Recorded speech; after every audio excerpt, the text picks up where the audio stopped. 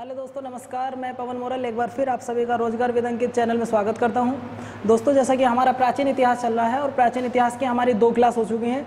तीसरी क्लास लगभग हमारा टॉपिक है सिंधु घाटी सभ्यता और उसमें खोजे गए कुछ स्थल। देखो, याद सबके हैं कि मोहनजोदड़ो की खोज किसने करी, हड़प्पा की खोज किसने करी, ये सबको पता है। लेकिन थोड़ा सा जब मैंने आपको बताया था, ये बताया था, टॉपिक डाल लेते हैं आज का, सिंधु घाटी सभ्यता। सिंधु घाटी सभ्यता। भैया मेरी थोड़ी सी बस राइटिंग प्रॉब्लम है, राइटिंग का ध्यान रखना, कोई दिक्कत हो जाए, वर्ड समझ में ना आए तो उसके लिए क्षमा याचना। सिंधु घाटी सभ्यता और उनके खोजे गए स्थल। अब खोजे गए स्थल से पहले जब मैंने आपको पढ़ाई था कि आज़ादी से पहले मात्र 50 या 60 स्थल खोले गए थे, लेकिन अब आज़ादी के बाद लगभग 1500 के आसपास स्थल खोजे गए हैं, जिनमें से 900 स्थल आपके भारत में हैं और लगभग 500-600 के 598 के आसपास क्षेत्र आपके पाकिस्तान में हैं और 2 क्षेत्र आपके ऐसे हैं जो आपके अफगानिस्तान में हैं। तो कई बार आपसे यही पूछ लेता कि अफगानिस्तान में कौन कौन से क्षेत्र है, भैया उन्हें बताओ पहले। तो अफगानिस्तान में एक तो पड़ता आपका मुंडी काक व दूसरा पड़ता है सुरतगोई। ये 2 ऐसे स्थल हैं जो दोनों ही हमें अफगानिस्तान से मिले थे। और अब अगर आपसे ये पूछे कि सिंधु घाटी सभ्यता में वर्तमान में कितने स्थल हैं, तो 1500, 900 भारत में हैं, 598 आपके पाकिस्तान में हैं, 2 अफगानिस्तान में हैं। ये चीज़ मैं आपको पहले क्लास में करा चुका हूँ। अब बात ये आती है, जब हमारा ये वाला टॉपिक हो चुका है, इसके बाद मैंने आपको बताई थी कि सिंधु घाटी सभ्यता के लोग शांति प्रिय लोग थे, उनका किसी से कोई झगड़ा नहीं था कभी भी। दूसरी सबसे बड़ी बात ये थी कि घरों में उनके कुएं पाए जाते थे, ये इनकी विशेषताओं में आता है। वो नालियाँ भी बनी थी, वो सब चीज़ आज आपको बताई जाएगी। दरअसल में क्या था, मैंने आपको बताया था कि जॉन मार्शल की अध्यक्षता में 2 व्यक्ति इन्होंने खुदाई शुरू की थी। एक तरफ दयाराम साहनी जी थे, दूसरी तरफ राखलदास बनर्जी थे। तो सिंधु घाटी सभ्यता में सबसे बड़ी बात तो ये आती है कि आज़ादी के बाद जो सबसे ज़्यादा स्थल खोजे गए वो गुजरात में खोजे गए। अच्छा, मैं एक क्वेश्चन पूछ रहा हूँ आपसे, यूट्यूब वाले बच्चों से, सिंधु घाटी सभ्यता का खोजा गया भारत में सबसे बड़ा स्थल कौन सा है? देखो, मोहनजोदड़ो मत कहना, क्योंकि मोहनजोदड़ो पाकिस्तान में पड़ रहा है। मैं सवाल आपसे ये पूछ रहा हूँ कि सिंधु घाटी सभ्यता में खोजा गया भारत में सबसे बड़ा स्थल कौन सा है, तो इसका आपको आंसर देना है। अब सवाल ये पूछ लेगा कि सिंधु घाटी सभ्यता में सबसे अधिक स्थल कहाँ खोजे गए? गुजरात में। अब मैं सिंधु घाटी सभ्यता में आपको 10 स्थल कराने वाला हूँ और उम्मीद करता हूँ कंपटीशन में अगर सवाल आएगा तो उन 10 से बाहर नहीं आएगा, ये मेरी आपसे गारंटी है। बस इन 10 को याद कर लेना, बाकी कुछ याद मत करना, ठीक है? वो कौन कौन से हैं, जिसमें पहला ही आपका आता है हड़प्पा। देखो, ये बात समझने की कोशिश कीजिए, कुछ जगह सिंधु घाटी सभ्यता लिखा है और कहीं आपका मात्र हड़प्पा सभ्यता लिखा है, तो कंफ्यूज में बिल्कुल मत आ जाना। इस हड़प्पा सभ्यता की जो खोज की गई थी वो सन 1921 में की गई थी। रावी नदी के किनारे की गई थी। और ये बात ध्यान रखना, इसमें 3 चीज़ पूछ सकता है। सिंधु घाटी सभ्यता का खोजा गया सबसे पहला स्थल हड़प्पा। कब खोजा गया? 1921 में। किस नदी के किनारे? रावी नदी के किनारे। किसने की खोज की? दयाराम साहनी जी ने, जो कंपटीशन में क्वेश्चन आने की संभावना है। क्या कि सिंधु घाटी सभ्यता में खोजा गया सबसे पहला स्थल, बताइए। यहाँ पर एक चीज और आ जाती है, क्या कि यहाँ पर R37 हो सकता है आप लोगों ने हमसे पहले ना पढ़ा हो, R37 मिला है। R37 है कब्रिस्तान। देखिए, कब्रिस्तान है क्या? R37 यानी कि कब्रिस्तान। यहाँ शव को दफनाने की प्रक्रिया, यानी कि शव को दफनाने के साक्ष्य हमें यहाँ पर मिले हैं।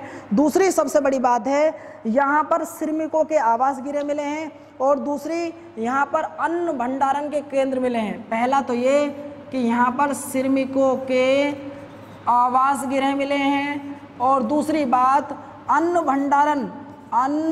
भंडारण के केंद्र मिले हैं। देखिए, राइटिंग पे मत जाना, सिर्फ समझने की कोशिश करना। हड़प्पा सभ्यता से या हड़प्पा स्थल से 4 ही क्वेश्चन आज तक आए हैं। कौन कौन से, मैं आपको एक बार रिवाइज करा दूं। सिंधु घाटी सभ्यता का सबसे पहला स्थल तो हड़प्पा, बड़ा नहीं है, सबसे पहले की बात कर रहे हैं। कब खोजा गया? 1921 में। किस नदी के किनारे? रावी नदी के किनारे। कहाँ पर है? पाकिस्तान में है। दूसरी बात क्या, किसने खोज की? दयाराम साहनी ने। किसकी अध्यक्षता में की? तो जॉन मार्शल की अध्यक्षता में की, जो मैंने आपको पहली वीडियो में ये चीज़ करा दी। दूसरी चीज़, वहाँ पे क्या मिला है? वहाँ पे R37 एक कब्रिस्तान मिला है जिसमें आदमी को दफनाने के साक्ष्य मिले हैं। दूसरा और क्या मिला है? वहाँ पर श्रमिकों के आवास गृह मिले हैं, और क्या मिला है, वहाँ पर एक अन्नागार मिला है। सबसे बड़ी बात यह है कि वहाँ पर कांस्य के दर्पण मिले हैं। अब एक चीज़ आ गई कांस्य, मैंने आपको बताई थी कि कांस्य एक मिश्र धातु है। तो ये 1 2 3 4 लगभग 7 क्वेश्चन हमारे यहाँ से आ जाते हैं, जहाँ से उम्मीद ये रखी जाती है कि क्वेश्चन यहाँ से आपसे पूछ सकता है। चलो थोड़ा सा और आगे चलते हैं भैया, और जो हमारा दूसरा टॉपिक होता है इसका वो है मोहनजोदड़ो। मैं बस आपको 10 ही पॉइंट कराऊंगा, ज़्यादा नहीं कराना है। सिंधु घाटी सभ्यता में मात्र हमें 10 ही स्थल करने हैं। पहला हमारा क्लियर हो चुका है। दूसरा मोहनजोदड़ो सिंधु नदी के किनारे है, पहला पॉइंट। खोज कब हुई, 1922 में हुई, बहुत बढ़िया। किसने करी, राखलदास बनर्जी ने करी, राखलदास बनर्जी। तो 2 चीज़ निकल के आई, क्या, एक तो सबसे पहली चीज मोहनजोदड़ो की खोज किसने की, राखलदास बनर्जी ने। किस नदी के किनारे की, 1922 में की, सिंधु नदी के किनारे की। तो 4 क्वेश्चन तो सीधे सीधे हो गए। तो मोहनजोदड़ो का अर्थ होता है मृतकों का टीला। कई बार इसका अर्थ ही पूछ लेता है कि मोहनजोदड़ो का अर्थ क्या होता है, तो इसका अर्थ है मृतकों का टीला। मृतक मतलब लाश, मृतकों का टीला जैसा लगता है क्या, मोहनजोदड़ो। देखिए सवाल फिर आपसे पूछ रहा हूँ, एक बार यूपीपीएससी ने पूछा था ये सवाल कि सिंधु घाटी सभ्यता का खोजा गया भारत में सबसे बड़ा स्थल कौन सा, तो राखीगढ़ी है। जबकि सिंधु घाटी सभ्यता का अगर सबसे बड़ा स्थल की बात करता हो तो वो मोहनजोदड़ो, लेकिन ये भारत में नहीं है, ये पाकिस्तान में पड़ता है। तो क्वेश्चन आपसे ये पूछता है कि मोहनजोदड़ो से क्या क्या मिला है। तो पहली बात तो ये, मैंने अभी थोड़ी देर पहले आपको बताया कि हड़प्पा में शव को दफनाने के साक्ष्य मिले थे, जबकि सिंधु घाटी सभ्यता में शव को जलाने के साक्ष्य मिले थे। यानी कि जब किसी व्यक्ति की मृत्यु हो जाती है तो उसके जो जलाने के साक्ष्य मिले थे वो हमें सिंधु घाटी सभ्यता के मोहनजोदड़ो स्थल से मिले थे, जो कि पाकिस्तान में पड़ता है। यहाँ पर सबसे बड़ी बात जो आती है, एक महाविद्यालय मिला था, यहाँ पर एक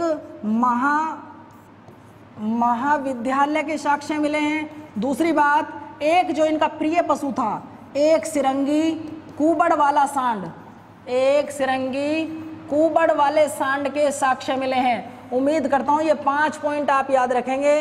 दूसरी सबसे बड़ी बात, एक कांसे की नर्तकी की मूर्ति मिली थी, ध्यान रखना, एक स्नानागार भी यहाँ पर मिला है। सबसे बड़ी बात क्या है, मोहनजोदड़ो सिंधु घाटी सभ्यता का सबसे बड़ा स्थल है, जो कि पाकिस्तान के लरकाना में पड़ता है। सिंधु नदी के किनारे खोज की गई, 1922 में खोज करी गई। खोज करने वाले का नाम था राखलदास बनर्जी। मिलने को तो यहाँ बहुत कुछ मिला है, लेकिन मैं ये वो चीज़ बता रहा हूँ जो आपके पेपर में आने की संभावना है। और अगर आपने ये याद कर लिया, आपको और चीज़ याद करने की जरूरत नहीं पड़ेगी। दूसरी बात क्या है, यहाँ पर मृतकों का टीला कहा जाता है। किसी शव को जलाने के साक्ष्य मिले हैं, एक पुरोहित के साक्ष्य मिले हैं, पुरोहित के साक्ष्य मिले हैं। दूसरी बात, शव को जलाने के साक्ष्य मिले हैं। हड़प्पा में शव को दफनाने के साक्ष्य थे, यहाँ जलाने के साक्ष्य मिले हैं।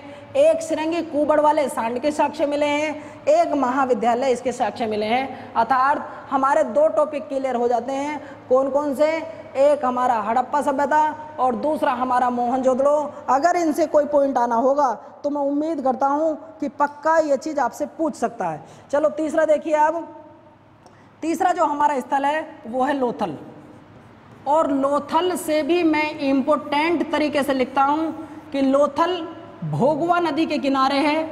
पहली बात तो ये, अहमदाबाद में लोथल भोगवा नदी के किनारे पड़ता है। इसकी खोज रगरा, आप सिर्फ नाम न लिखकर ये लिखें कि इसकी खोज कब हुई थी, 1957।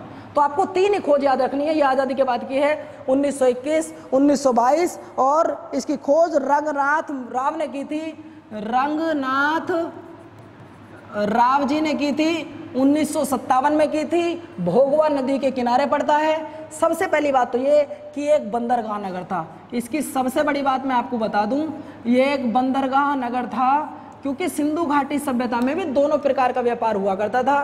कौन कौन सा, एक बाह्य व्यापार और दूसरा आंतरिक व्यापार। समझने की कोशिश करना, नोट्स बनाना इसका बहुत अच्छा सा। एक बाह्य व्यापार और एक आंतरिक व्यापार। आंतरिक व्यापार वो जो अपने देश में ही किया जाता हो, देश की सीमा के अंदर किया जाता हो, और बाह्य व्यापार वो था जो देश की सीमा के बाहर किया जाता हो, जैसे इराक से, मेसोपोटामिया से। तो ये जो सारा व्यापार होता था ये लोथल बंदरगाह से हुआ करता था। दूसरी सबसे बड़ी बात ये होती है कि यहाँ पर मिला गया है, यहाँ पर देखो 3 चीज आपके सामने आई। क्या? हमने हड़प्पा में सांप को दफना दिया, हमने मोहनजोदड़ो में जला दिया, लेकिन जब हम लोथल में आए तो लोथल में हमने युगुम को दफना दिया। युगुम मतलब जोड़ा, यानी कि एक साथ 2 व्यक्तियों को या किसी जोड़े को जो दफनाने की प्रक्रिया मिली वो हमें लोथल से मिली, और लोथल में ही हमें सबसे पहले जो मिले वो चावल के साक्ष्य मिले। तो मैं उम्मीद करता हूँ ये क्वेश्चन आपके लिए इम्पोर्टेंट हुआ करता है। जो बाह्य व्यापार हुआ करता था ये चीज़ सुन लीजिए, ये आदद मिस्र से, बहरीन से, मेसोपोटामिया से, इन देशों से हुआ करता था, लेकिन आंतरिक व्यापार हमारे अपने देशों में हुआ करता था। यहाँ हमें चावल मिले हैं, घोड़े की मिट्टी की बनी हुई मूर्ति मिली है, घोड़े की मिट्टी की मूर्ति मिली है, और सबसे बड़ी बात यहाँ पर हमें एक अग्नि कुंड मिला है। बाकी हमें कुछ भी याद करने की जरूरत नहीं है। खास बात, लोथल कहाँ पड़ता है? गुजरात। सीधी सी बात, किस नदी के किनारे? भोगवा। खोज कब हुई? 1957। किसने की थी? रंगनाथ राव ने की थी। बंदरगाह नगर है। बंदरगाहों पर 2 प्रकार से व्यापार किया जाता है, आंतरिक व्यापार जो अपने देश की सीमा के अंदर हो, बाह्य व्यापार जो अपने देश की सीमा के बाहर हो। उस समय क्या था? वस्तु विनिमय ज़्यादा हुआ करता था। अब ये वस्तु विनिमय क्या है भैया, इसे और सुन लीजिए, क्योंकि उस समय पैसे कम थे, मोहर चला करती थी, सैलकड़ी की मोहर है, लेकिन मोहर भी कम हुआ करती थी, इसलिए आप याद रखना वस्तु विनिमय। अब ये वस्तु विनिमय होता क्या है भैया जी, इसे सुन लो। मान के चलो हमारे घर शर्ट बनती है, या मैं एक चीज़ और छोड़ो, हमारे गांव में आलू ज़्यादा पैदा होता है, तुम्हारे गांव में टमाटर ज़्यादा होता है, तो मैं बोला यार एक काम करो, हमसे आलू ले लो, हमारे यहाँ से टमाटर दे दो। या मान के चलो हमारे यहाँ पैंट बन सकती हैं, तुम लोग अपने यहाँ पे टी-शर्ट बनाते हो, तो मैं बोला भाई आप एक काम कीजिए, 2 टी-शर्ट ले लीजिए, 1 पैंट दे दीजिए।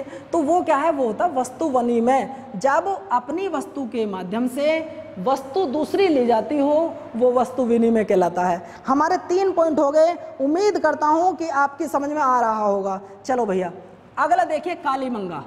इंपॉर्टेंट टॉपिक है, चौथा टॉपिक है, 10 ही आपको कराने हैं। कालीबंगा, बड़े यही 4 टॉपिक थे। कालीबंगा आपके राजस्थान में पड़ता है, और कहाँ पर पड़ता है? हनुमानगढ़ में पड़ता है। ये भी मैं आपको बता दूं, वैसे पूछा कभी नहीं जाएगा, लेकिन फिर भी आपको ये पता होना चाहिए कि राजस्थान में किसी के पड़ता है, तो ये हनुमानगढ़ में पड़ता है। और किस नदी के किनारे पड़ता है ये आपको पता होना चाहिए। ये एक नदी है वहाँ पर, बड़ी अच्छी नदी, जिसका नाम घग्गर नदी है। और खोज करने वाले का नाम कभी आपसे पूछने लगे तो इनका नाम था अमलानंद घोष। ये चीज़ ध्यान रखना, अमलानंद घोष जी ने इसकी खोज की थी। सन आपको ज़्यादा याद करने नहीं है, सन आपको मात्र 3 याद करने हैं, 1921, 1922, 1957। अब यहाँ मिलता क्या है? सबसे पहली बात यहाँ पे आपको 2 ही चीज़ याद करनी है, बल्कि आप चाहो तो 3 चीज़ याद कर सकते हो। क्या? जुते हुए खेत के साक्ष्य। पहली बात कि जहाँ पर कहीं जुते हुए खेत मिले हों उसका पहला साक्ष्य अगर कहीं मिल रहा हो तो वो हमें, इसका मतलब ये हुआ कि वो लोग खेती करते होंगे। तो पहली खेती उन्होंने जो गेहूं की थी, लेकिन हमें इतना पता लगा कि वो खेती करते होंगे। और क्या भैया, यहाँ पर काली रंग की चूड़ियाँ, काली रंग की चूड़ियाँ मिली थी। और दूसरी बात, जिस तरीके से लोथल में हमें एक अग्निकुंड मिला था, यहाँ पर भी हमें एक अग्निकुंड मिलता है। इसका मतलब 3 चीज़ मिलती हैं हमें। क्या? और सबसे बड़ी बात यहाँ पे हमें एक और वेरी मोस्ट इम्पोर्टेंट जिसे मैं लिख सकता हूँ, क्या? कि हमें यहाँ भूकंप के साक्ष्य मिले थे। शायद किताबों में नहीं होगा ये क्वेश्चन, भूकंप के साक्ष्य मिले थे। अब सुनो, कालीबंगा से पहले मैंने आपको 3 पॉइंट कराए, यहाँ से 7 क्वेश्चन बनते। क्या? कालीबंगा कहाँ पड़ता है? हनुमानगढ़, राजस्थान। पूछा नहीं जगह है कभी भी, आप चाहो तो बस राजस्थान याद कर सकते हैं। किस नदी के किनारे? घग्गर नदी के किनारे है। खोद करने वाले का नाम अमलानंद घोष जी है। चलो ये भी बात क्लियर हुई। दूसरी बात कि यहाँ पे मिला क्या क्या है, तो पहला वर्ड जो यहाँ पे मिला है, जुते हुए खेत के साक्ष्य प्राप्त हुए हैं, काले रंग की चूड़ियाँ मिली हैं, अग्निकुंड मिला है, और भूकंप आने के साक्ष्य मिले हैं। आप चाहो तो इसका स्क्रीनशॉट ले सकते हैं। अगला टॉपिक हमारा देखिए, राखी गढ़ी। चलो आप चाहो तो एक बार इसका स्क्रीनशॉट ले सकते हो।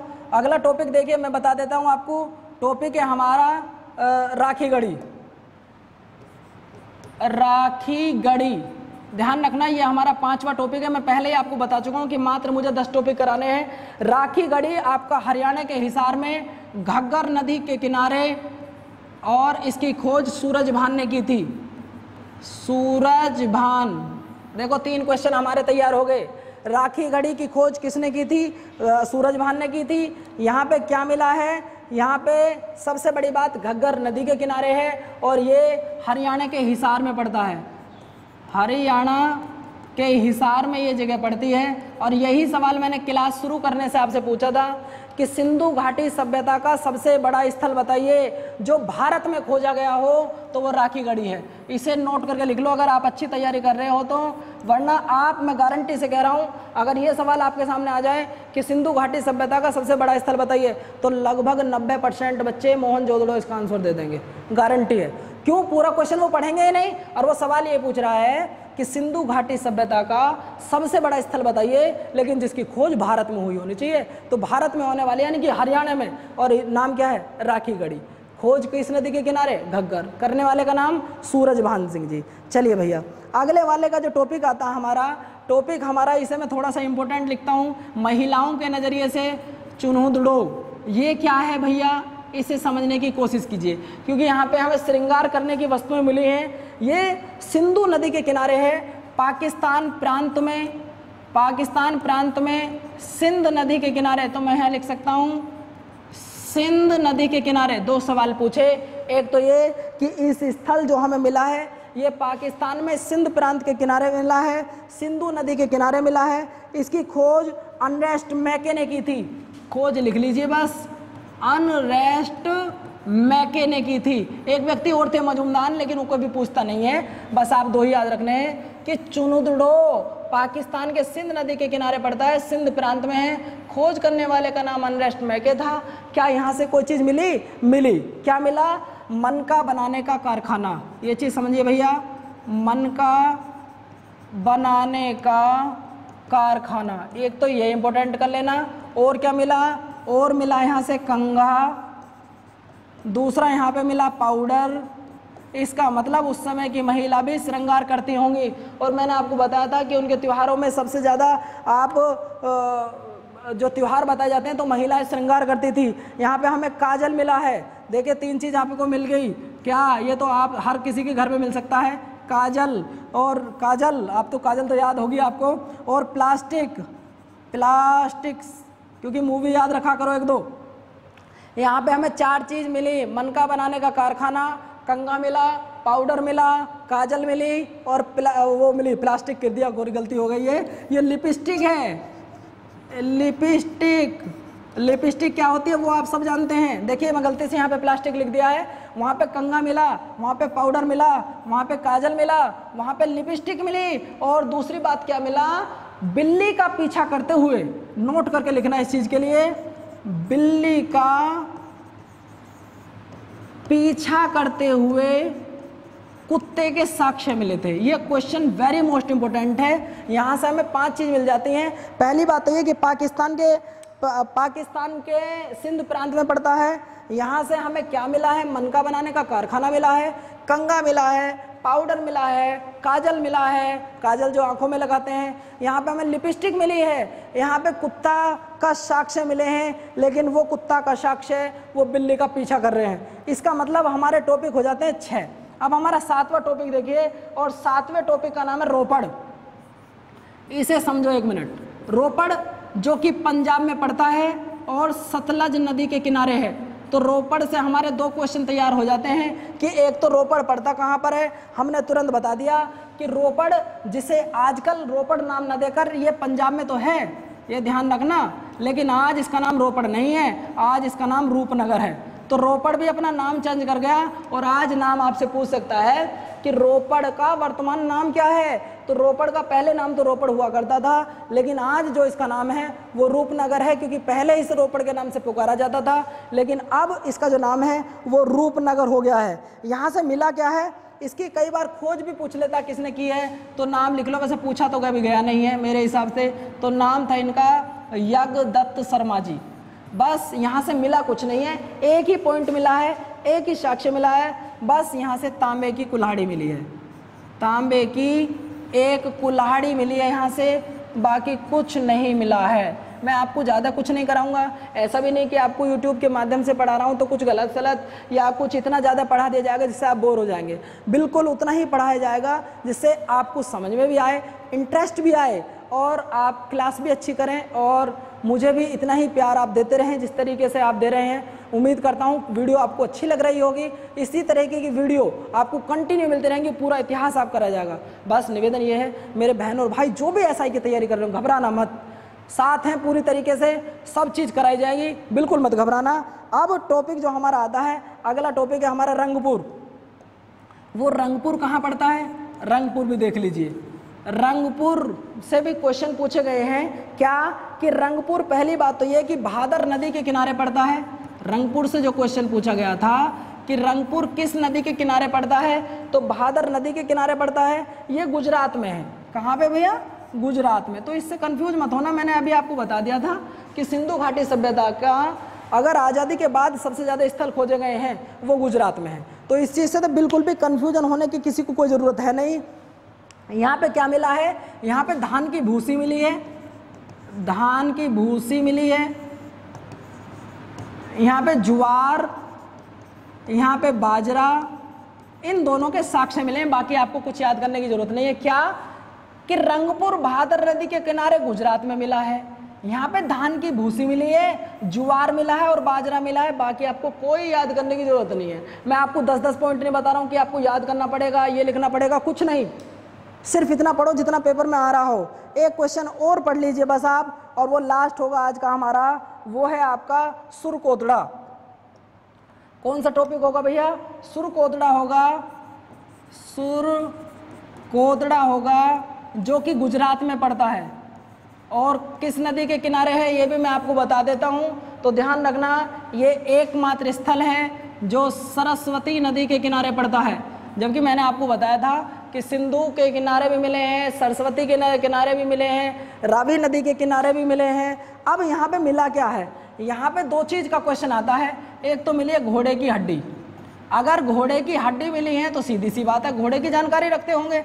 दूसरा और क्या मिला है, और क्या मिला है इन्हों पे, कलश, कलश साव मिले हैं। और यहाँ पे बस आप 2 ही पॉइंट चाहें तो याद रख सकते हैं। और यहाँ पे एक मिली है तराजू। आप इस पॉइंट को समझने की कोशिश करो बस, यूँ क्या है। देखिए मैंने जब आपको हड़प्पा बताई तो ये बताया कि उसमें आदमी को दफनाने की प्रक्रिया शुरू मिली। जब मैंने आपको मोहनजोदड़ो बताई तो ये बताया कि वहाँ पे आदमी को जलाने की प्रक्रिया शुरू हुई। इसके बाद मैंने लोथल में बताया था कि वहाँ पे 3 आदमियों को, 2 आदमियों को एक साथ दफनाया गया। और जब मैं आपको पढ़ा रहा हूँ सुरकोतड़ा, तो यहाँ पे मैं बता रहा हूँ कलशव। आपने सुना होगा, या मतलब हमारा कोई घर से व्यक्ति अगर जब एक्सपायर हो जाता है तो हम लोग सिलाने के लिए वहाँ से कुछ फूल लेके आते हैं। तो ये क्या था, कलश को भी वहाँ पे दफनाया करते थे। तो जिस तरीके से आदमी को दफनाते हैं उसी तरीके से कलश साव को भी दफनाया जाया करता था। अब यार इतनी बड़ी सभ्यता थी, इस सभ्यता का पतन कैसे हो गया, फिर ये सभ्यता कहाँ गई? तो इसमें अलग अलग व्यक्ति ने अलग अलग मत दिए। कोई कहता है कि बाढ़ आ गई, कोई कहता है विदेशी आक्रमण हो गए। यार एक बात बताइए, जब मैंने आपको बताया था कि ये लोग तो शांति प्रिय लोग थे, एक कहता जलवायु परिवर्तन हो गया और वो लोग झेल नहीं पाए, वो सब कुछ खत्म हो गया। यार कभी ऐसा हो सकता है क्या कि पूरी जनसंख्या एकदम जलवायु मान के चलो, आज गर्मी है, कल को कोई भगवान इस तरीके से ठंड पड़ेगी पूरी पृथ्वी पे सभी लोग, ऐसा कभी इम्पॉसिबल है। क्योंकि जो लोग जम्मू कश्मीर इलाके में रह रहे हैं वो तो खुद ही कुदरती इलाके में रह रहे हैं, तो उन्हें क्या प्रॉब्लम होगी। तो मैके और मार्शल ने कहा, एक व्यक्ति थे जिनका नाम था मैके व मार्शल, इन्होंने कहा कि बाढ़ आई और बाढ़ के कारण सिंधु घाटी सभ्यता का पतन हो गया। ये क्वेश्चन ही लगभग इतिहासकारों ने सही माना है कि जो ये कह रहे हैं इनकी बात लगभग 100% तो नहीं, लेकिन हाँ 99% मैके व मार्शल की बात मान ली गई। दूसरा, विदेशी आक्रमण, चाइल्ड और व्हीलर, चाइल्ड व व्हीलर, ये कहते हैं कि इन पर विदेशी आक्रमण हुआ और विदेशी आक्रमण के बाद इनका सब कुछ खत्म हो गया। यार एक बात बताइए कि जो लोग शांति प्रिय लोग हैं, जो कभी चाहते ही नहीं कि हमारा किसी से विद्रोह हो, क्या वो कभी लड़ाई करेंगे? तीसरा, ये कह रहे हैं फेयर साहब, फेयर लवली नहीं है ये फेयर सर्विस जी हैं, फ्री में सर्विस करने वाले, फेयर सर्विस। ये कह रहे हैं कि जलवायु परिवर्तन हो गया। यार ऐसा होना तो बिल्कुल इम्पॉसिबल है। तो इतिहासकारों ने, जो बाद में इतिहासकार हुए, इनकी बात को तवज्जो दी, इन्हें भी सिरे से खारिज कर दिया और इन्हें भी सिरे से खारिज कर दिया। कांस्टेबल तक के पेपर तक के लिए ये क्वेश्चन सेटिस्फाइड हैं जो मैंने आप आज को कराए हैं। और सवाल यही पूछा जाता है कि बताइए सिंधु घाटी सभ्यता के पतन का मुख्य कारण क्या रहा। तो सिंधु घाटी सभ्यता के जो पतन का कारण रहा वो सिर्फ और सिर्फ बाढ़ रहा। ठीक है दोस्तों, थैंक यू, धन्यवाद। ये हमारी आज की क्लास थी और सिंधु घाटी सभ्यता की आज खोजे गए स्थलों की ये हमारी पहली क्लास थी। आईपीसी की क्लास आपको शनिवार में मिलेगी, बिल्कुल घबराना मत। जब तक कंटिन्यू रहो, अपनी पढ़ाई करते रहो। ठीक है दोस्तों, थैंक यू, धन्यवाद।